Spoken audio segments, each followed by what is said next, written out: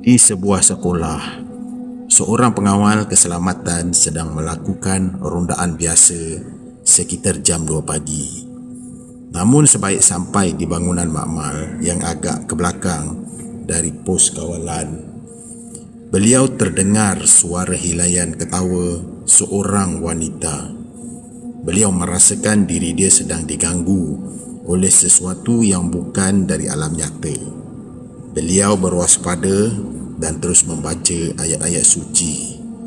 Sambil menyuluhkan lampunya ke arah puncanya datang suara itu. Dan ketika lampu suluh beliau arahkan ke salah satu sudut koridor tersebut, beliau ternampak satu susuk berpakaian putih sedang berdiri tercegat, seolah-olah sedang memandang ke arah beliau.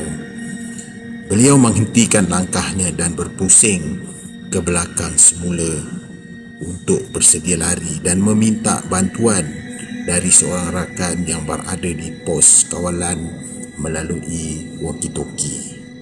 Namun, suara hilaian ketawa itu semakin kuat kedengaran dari arah belakang dan beliau terus berlari menuju ke pos kawalan.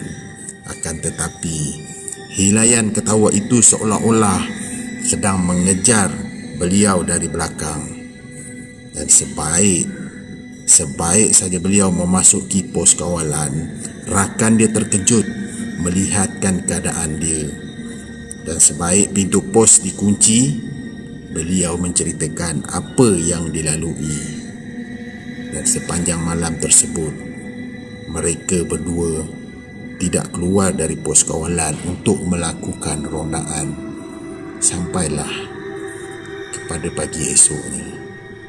Kalau kau sukakan cerita seram, jangan lupa follow dan subscribe Yuzi Apai. Sekian.